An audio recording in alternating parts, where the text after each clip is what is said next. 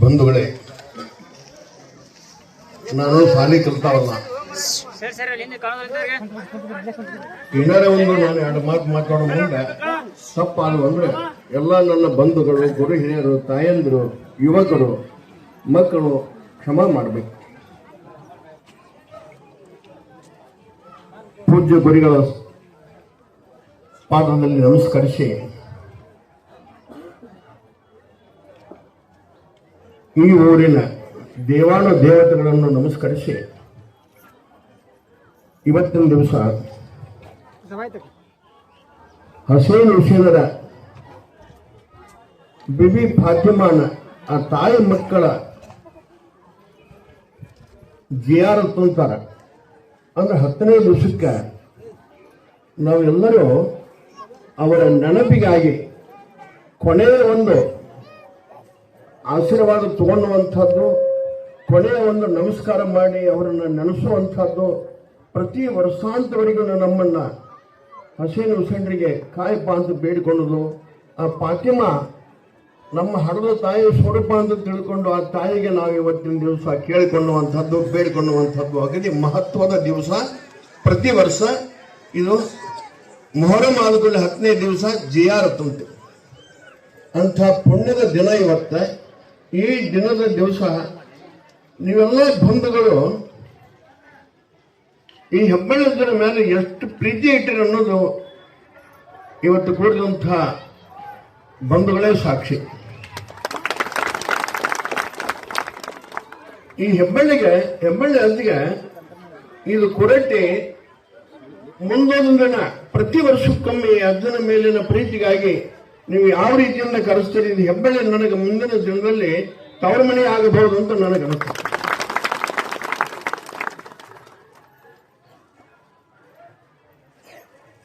ಪೂಜ್ಯ ಗುರುಗಳಲ್ಲಿ ಅವರ ಪಾದದಲ್ಲಿ ನಮಸ್ಕರಿಸಿ, ಗಣ್ಯ ಮಾನವರಿಗೆ ನಮಸ್ಕರಿಸಿ, ಗುರು ಹಿರಿಯರಿಗೆ ನಮಸ್ಕರಿಸಿ, ತಾಯಂದರಿಗೆ ನಮಸ್ಕರಿಸಿ, ಯುವಕರಿಗೆ, ಬಂಧುಗಳೆಲ್ಲರಿಗೂ ಈ ಹೆಬ್ಬಳ್ಳದನ್ನ ಒಂದು ಎರಡು ಮಾತು ಶಾಲೆ ಕಲಿಲ್ಲ ಅಂತ ಮೊದಲ ಹೇಳಿಲ್ಲ.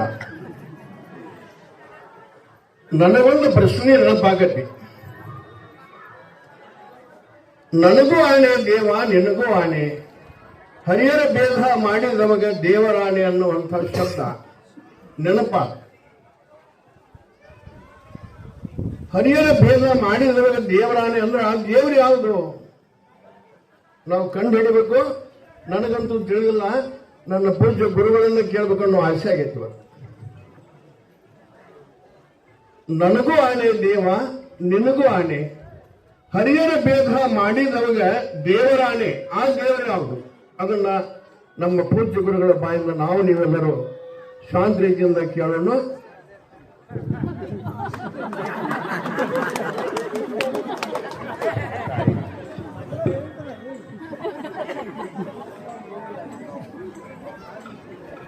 ನಾನು ಶಾಲೆ ಕಲ್ತೀನಿ,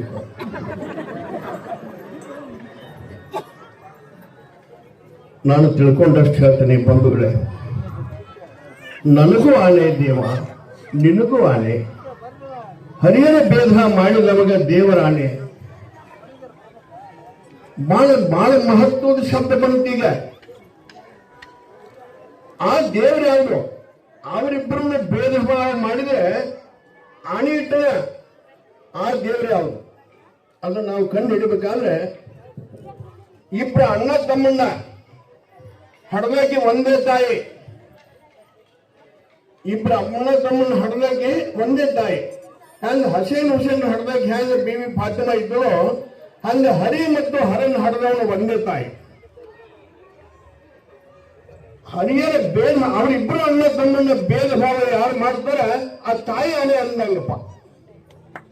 ಇದು ನಾ ತಿಳ್ಕೊಂಡ ಆ ತಾಯಿ ಆನೆ. ಅದಕ್ಕೆ ತಾಯಿಗಿಂತ ಮಿಗಿಲಾದ ದೇವರಿಲ್ಲ, ತಾಯಿಗಿಂತ ಮಿಗಿಲಾದ ಬಂಧು ಇಲ್ಲ. ನೋಡ್ರಿ, ತಾಯಿಯ ಮೊದಲನೇ ದೇವರು, ತಾಯಿಯ ಮೊದಲನೇ ಗುರು. ತಾಯಿಗಿಂತ ಜಗತ್ತಿನಾಗ ದೇವರು ಯಾವುದು ದೊಡ್ಡ? ತ್ಯಾಗಮಯಿ ತಾಯಿ, ಭೋಗಮಯಿ ತಾಯಿ, ತ್ಯಾಗಮಯಿ ತಾಯಿ, ಹರಿಯರ ಬ್ರಹ್ಮಾದಿಗಳನ್ನು ಹಡದಾಕಿ ತಾಯಿ. ಜಗತ್ತಿನ ಎಲ್ಲಾ ದೇವರಿಗೆ ಗುಡಿಯಾಗ ಕುಂತವಲ್ಲ, ಆ ದೇವರನ್ನ ಹಡದಾಕಿನೂ ತಾಯಿನೇ, ಸದ್ಗುರುವನ್ನು ಹಡದಾಕಿನೂ ತಾಯಿನೇ, ಒಬ್ಬ ಕುಡುಕ ಸೋಮಗನ ಹಡವಾಗಿನ ತಾಯಿನ. ಆ ತಾಯಿಗಿಂತ ಮಿಗಿಲಾದ ದೇವರು ಯಾರಿಲ್ಲ. ಅಂಥ ಒಂದು ತಾಯಿಯ ಪುಣ್ಯದ ದಿನ ಬಿಬಿ ಫಾತಿಮಾರ ಕೊನೆ 10ನೇ ದಿವಸದ ಜಿಯಾರತಿದ್ರು. ಬಂಧುಗಳೇ, ಈ ಊರಿನ ಒಂದು ಎಲ್ಲಾ ಧರ್ಮದವರನ್ನು ನೋಡಿದ್ರೆ ನನಗೆ ಇಷ್ಟಿಷ್ಟು ಆನಂದಾಗಿಲ್ಲ, ಬಹಳ ಆನಂದಾಗಿತ್ತು. ಯಾಕಂದ್ರೆ ಹಿಂಗಿರಬೇಕು, ನಾವೆಲ್ಲರೂ ಒಂದೇ ತಾಯಿ ಮಕ್ಕಳನ್ನು ಒಂದು ಸೂಚನೆ ತೋರಿಸಿದ್ದು ಇವತ್ತು ಕೊರಟ್ಟಿ ಒಳಗೆ ನಾನು ನೋಡಿದೆ. ನಾನು ನಿನ್ನೆ ಯಾದವಾಡದಲ್ಲಿ 10,000 ಜನ ಕೂಡಿದ್ದಲ್ಲೇ, 10,000 ಜನ ಹಿಂಗೆ ಭಾವೈಕ್ಯತೆ ಇಟ್ಟಿದ್ರು. ಅವರು ಭಾವೈಕ್ಯತೆ ಇಟ್ಟಿದ್ರಾಗ ಅದನ್ನ ಮೇನ್ ಪಾಯಿಂಟ್ ಇಟ್ಟಿದ್ರಲ್ಲಿ. ಇದು ಭಾವೈಕ್ಯತೆ ಅಂದ್ರೆ ಹಿಂಗಿರ್ಬೇಕು. ನಾವೆಲ್ಲರೂ ಒಂದೇ ತಾಯಿಯ ಮಕ್ಕಳು, ನಾವು ಒಂದೇ ಊರವರು ಇಷ್ಟ ಮುಖ್ಯ ಅಲ್ಲ, ಎಲ್ಲರೂ ನಾವು ಒಂದೇ ಊರವರು ಖರೆ. ಆದ್ರೆ ಒಂದೇ ತಾಯಿಯ ಮಕ್ಕಳು, ಒಂದೇ ಊರವರು, ಒಂದೇ ಥರದ ಭೂಮಿಯ ಅನ್ನ ಉಣ್ಣವರು. ಬೇರೆ ಬೇರೆ ಭೂಮಿ ಇಲ್ಲ, ಅದೇ ಎರಿ ಭೂಮಿ, ಅದೇ ಮಣ್ಣಿನನ್ನು ಅನ್ನ ಉಣ್ತೀವಿ, ಅದೇ ನೀರು ಕೊಡ್ತೀವಿ. ಆ ಸ್ವಾಮಿಯರು ಬೇರೆ ಅನ್ನ ಉಂಡಿಲ್ಲ, ನಾವು ಅನ್ನ ನೀರು ಬೇರೆ ಕೊಡುದಿಲ್ಲ. ಎಲ್ಲರೂ ಒಂದೇ, ನಡೆಯುವ ನೆಲವೊಂದೇ, ಕುಡಿಯುವ ಜಲವೊಂದೇ, ಬೀಸುವ ಗಾಳಿ ಒಂದೇ. ಇಂತಿರುಪೈ ಜಗದಲ್ಲಿ ಜಾತಿ ಹುಚ್ಚು ಅಷ್ಟಡದೈತಪ್ಪ. ಎಲ್ಲರನ್ನ ಹೋಗಿದ್ದು ಅದೇ ಮಣ್ಣಾಗೆ, ಅದೇ ಮಣ್ಣಿನ ಮೇಲೆ ಗುಡಿ, ಅದೇ ಮಣ್ಣಿನ ಮೇಲೆ ಮಸೂತಿ, ಅದೇ ಮಣ್ಣಿನ ಮೇಲೆ ಪ್ರಪಂಚ, ಅದೇ ಮಣ್ಣಿನ ಮೇಲೆ ಸಂಸಾರ, ಅದೇ ಮಣ್ಣಿನ ಮೇಲೆ ಮಕ್ಕಳು ಹಿಡಿದಿವಿ, ಅದೇ ಮಣ್ಣಿನ ಮೇಲೆ ಕುಸ್ತಿ ಆಡಿದ್ವಿ, ಮೆರುತ್ತೀವಿ. ಆ ತಾಯಿಯ ಋಣ, ಭೂಮಿ ತಾಯಿಯ ಋಣ, ಹಡದ ತಾಯಿಯ ಋಣ ಮುಟ್ಟಿಸಬೇಕಾದ್ರೆ ಯಾವ ಕಾಲಕ್ಕೂ ಸಾಧ್ಯ ಇಲ್ಲ, ಯಾರಿಗೂ ಸಾಧ್ಯ ಇಲ್ಲ. ಭೂಮಿ ತಾಯಿಯ ಋಣ ಯಾಕೆ? ಹಡದ ತಾಯಿ ತಂದೆ ಆದಂತಹ ಮಕ್ಕಳು, ಗಂಡ ಹೆಂಡರು ತನ್ನ ಸಂಸಾರ ತಾಳ್ಕೋಬಹುದು, ನುಂಗ್ಕೋಬಹುದು, ಮಿಕ್ಕಿನ ಹಾಕಿ ಉರುಳು ಹಾಕೊಂಡ್ಬಿಡ್ತಾಳ ತಾಯಿ, ಹಡದ ತಾಯಿ. ಅಂದ್ರೆ ಭೂಮಿ ತಾಯಿ ಹಾಕಿ ಉರುಳು ಹಾಕೊಂಡಿಲ್ಲ, ಸತ್ಯ ಇಲ್ಲ. ಆಕೆ ಅಂತ ಸಮಾಧಾನಿ, ಆಕೆ ಅಂತ ದೊಡ್ಡ ಗುಣ, ಭೂಮಿ ತಾಯಿ ಅಂತ ಗುಣ ಯಾರಿಗೆ ಬರೋದಿಲ್ಲ. ಯಾಕೆ? ಗುಡಿನೂ ಹೊತ್ತಾಳ, ಮಸೂತಿ ಹೊತ್ತಾಳ, ಪಾಪಾನು ಹೊತ್ತಾಳ, ಪುಣ್ಯನೂ ಹೊತ್ತಾಳ.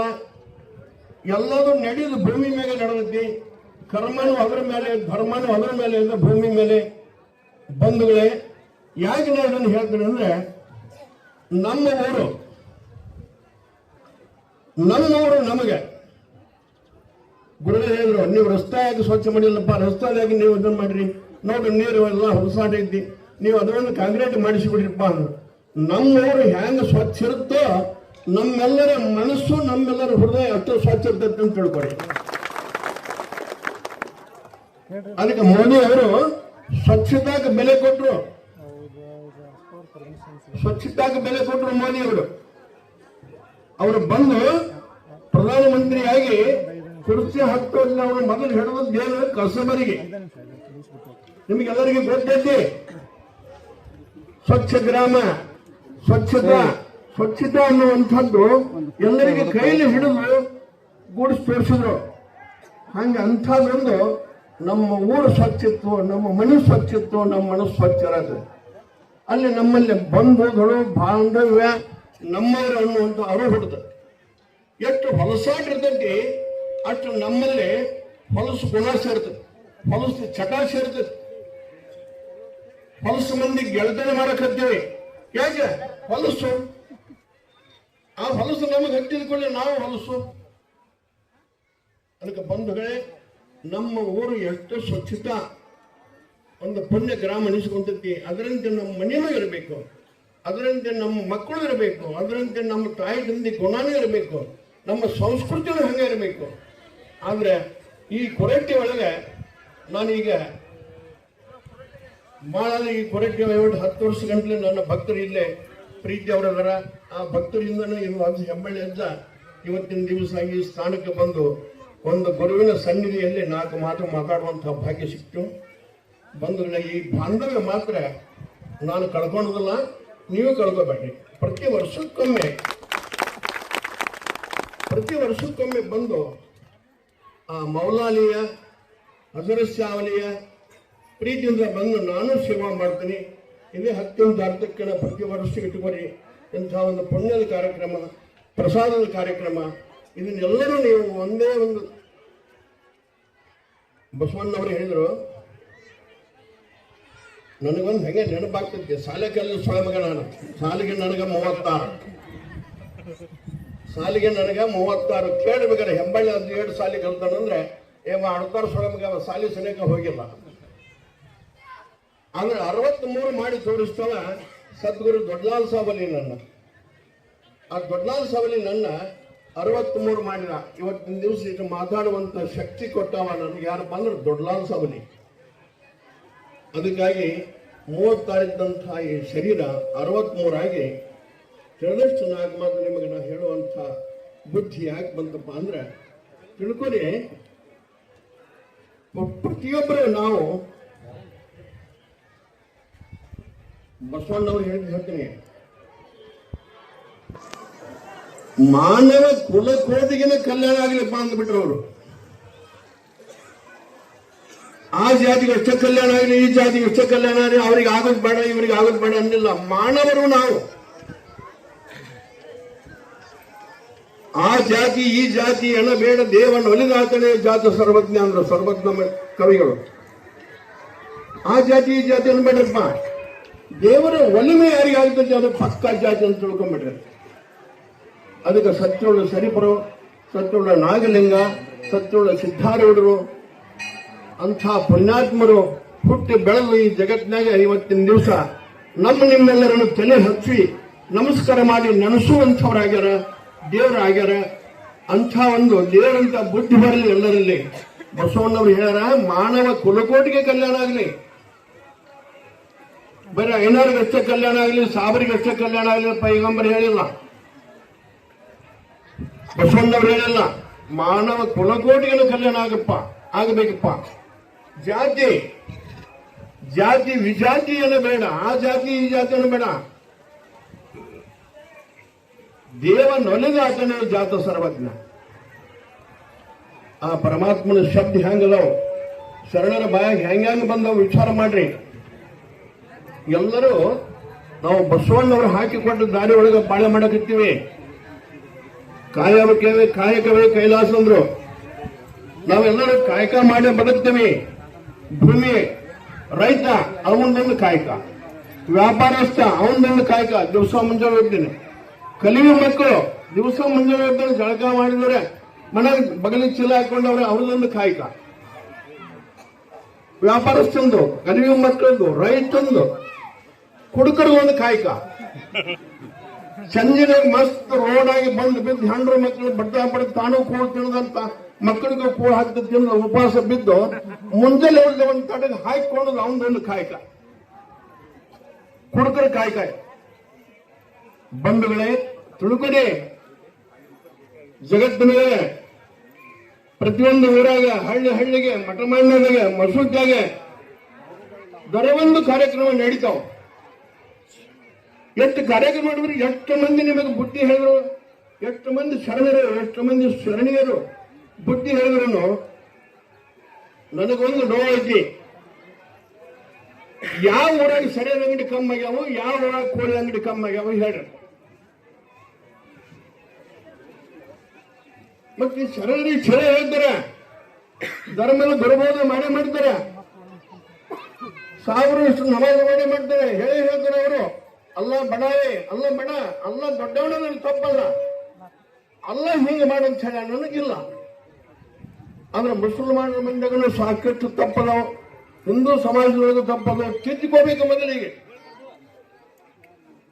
ಗುರು ಹಾಕಿಕೊಂಡು ದಾರಿ ಸರಿಯಾದ ಇಟ್ಟ ಬಾಳೆ ಮಾಡಿ ಅಂದಿಲ್ಲ, ಕುಡಿದ ಸಾರಿ ಅಂದಿಲ್ಲ, ಹೆಂಡ್ರ ಮಕ್ಕಳು ಬಿಟ್ಟುಕೊಟ್ಟು ಎಲ್ಲಾರ ಗಡಲ ಬಿದ್ದು ಓಡಿಸೋಣ ಮಕ್ಕಳು ಅಂದಿಲ್ಲ ಗುರು.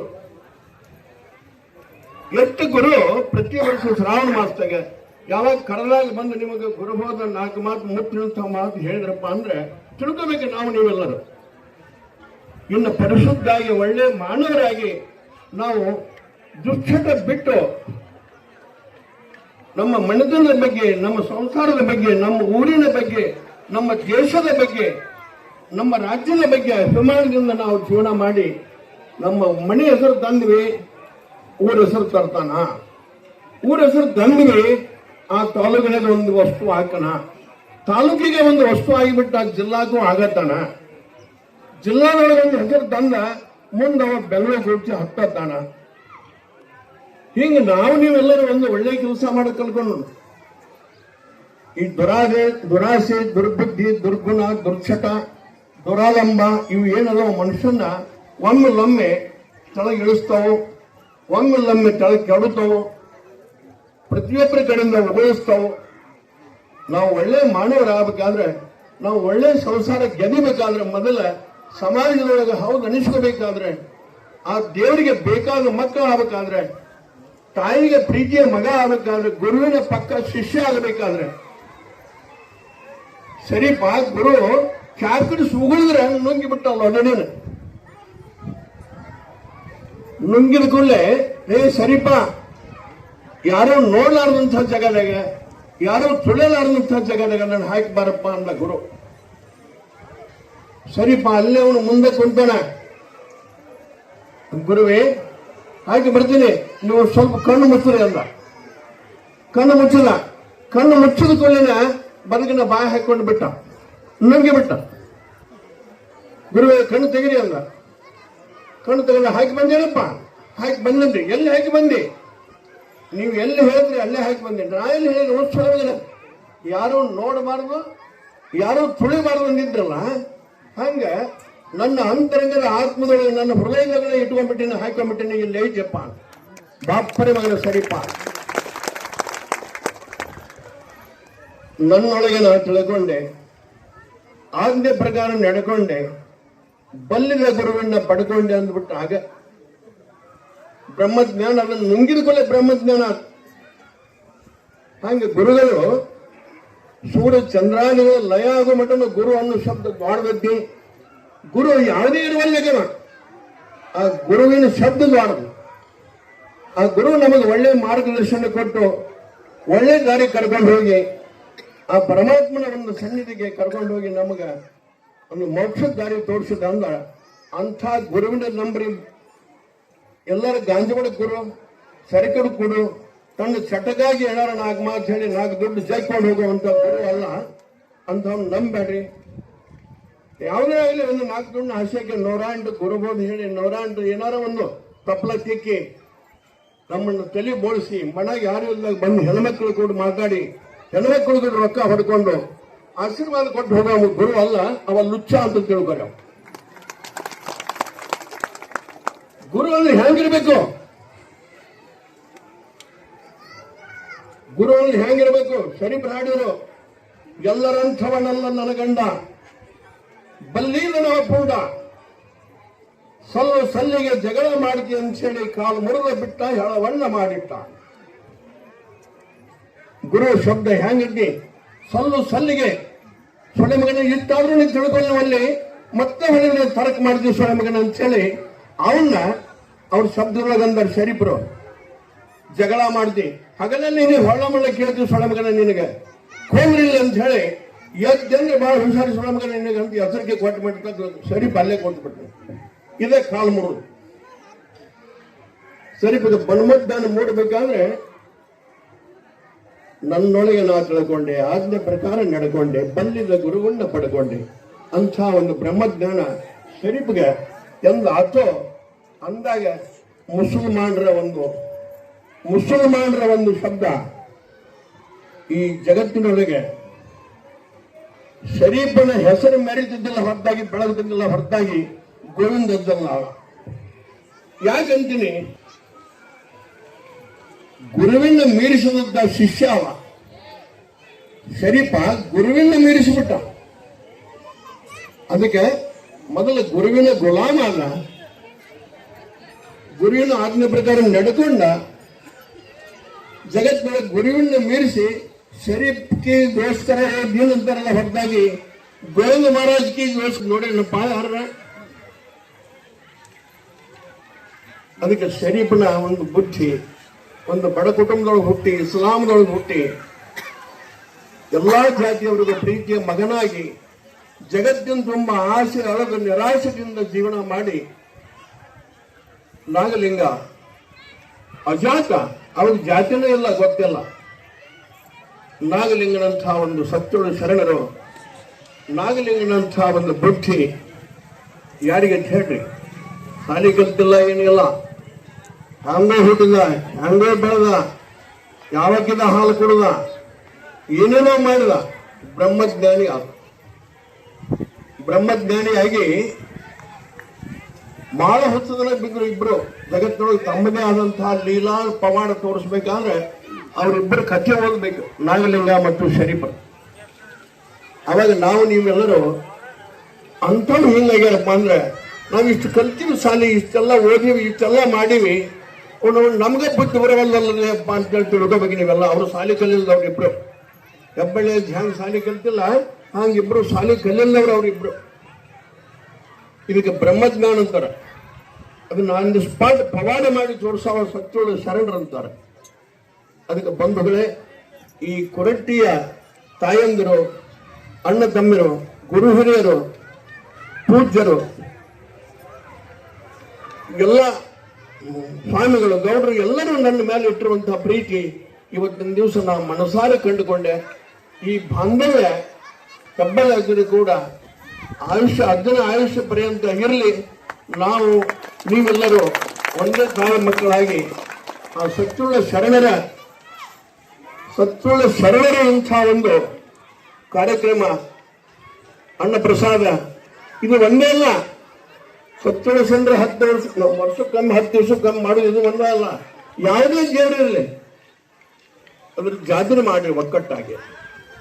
ಯಾವುದೇ ಒಂದು ಶರಣರ ಒಂದು ರಥ ಇರಲಿ, ಯಾವುದೇ ಒಂದು ಶರಣರ ಒಂದು ಗುರುವಿನ ಒಂದು ಪ್ರಸಾದ ಇರಲಿ, ಅಲ್ಲಿ ಹೋಗಿ ಎಲ್ಲರೂ ಒಕ್ಕಟ್ಟಾಗಿ ನಿಂತು ಪ್ರಸಾದ ಮಾಡ್ರಿ, ಎಲ್ಲರಿಗೆ ಉಣಿಸ್ರಿ, ನೀವು ಊಟ ಮಾಡ್ರಿ.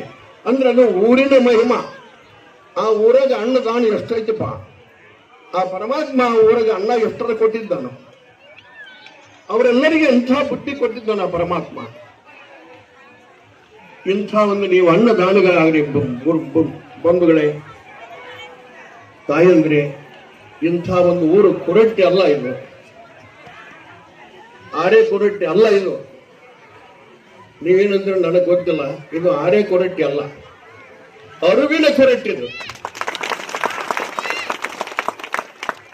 ಇಲ್ಲಿ ಪ್ರತಿಯೊಬ್ಬ ಮಾನವರಲ್ಲಿ ಅರುವೇ ನಿಮಗೆ ಗುರುವಾಗಿ ಕಾಪಾಡಕತ್ತೈತಿ. ಆ ಗುರು ಕಾಪಾಡುವುದು ಎಲ್ಲಪ್ಪ ಅಂದ್ರೆ ಸಿದ್ಧಾರೂಢ ರೂಪದಲ್ಲಿ ಎಲ್ಲ ನೀವು ಊರಾಗ. ಅದಕ್ಕೆ ಅರುವೇ ಗುರು ಎಲ್ಲಿ ಬಂದು ಕುಂತಾನ, ಸಿದ್ಧಾರೂಢ ಫಸ್ಟ್ ಅಲ್ಲಿಗೆ ಕುಂತು ಬಿಟ್ಟಾನ. ಅದಕ್ಕೆ ಅರೆ ಕೊರಟ್ಟಿ ಅಲ್ಲಪ್ಪ ಇದು, ಅರಿವಿನ ಕೊರಟ್ಟಿ. ಈ ಅರಿವಿನ ಕೊರಟ್ಟಿಗೆ ಮಕ್ಕಳಿಗಾಗಲಿ, ಹೆಣ್ಣು ಮಕ್ಕಳಿಗಾಗಲಿ, ದೊಡ್ಡವರಿಗಾಗಲಿ, ಸಣ್ಣವರಿಗಾಗಲಿ, ಗುರುಗಳಿಗಾಗಲಿ, ಯಾವುದೇ ಜಾತಿ ಜನಾಂಗದವರಿಗಾಗಲಿ ಆ ಪರಮಾತ್ಮ ಮರುವಾಗದಂಗೆ ನೋಡಿಕೊಳ್ಳಿ. ಅರಿವಿನೊಳಗಿರುವಂಥದ್ದು ಇದು ಅರಿವಿನ ಕೊರಟ್ಟಿ. ಬಂಧುಗಳೇ, ಇದರಂತೆ ನೀವು ಎಲ್ಲ ದೇವಾನ ದೇವತೆಗಳ, ಎಲ್ಲ ಶರಣೀಯರ ಜಾತಿ ಮುಖ್ಯ ಅಲ್ಲ, ನಿಮ್ಮೆಲ್ಲರ ಪ್ರೀತಿ ಮುಖ್ಯ. ಜಾತಿ ಮುಖ್ಯ ಅನ್ನೋದು ಇಲ್ಲ ಅಲ್ಲ. ನಾವೆಲ್ಲರೂ ಮಾನವರು, ರಾಕ್ಷಸರಲ್ಲ, ಹುಲಿ ಎಲ್ಲ ಕಂಡಲ್ಲ.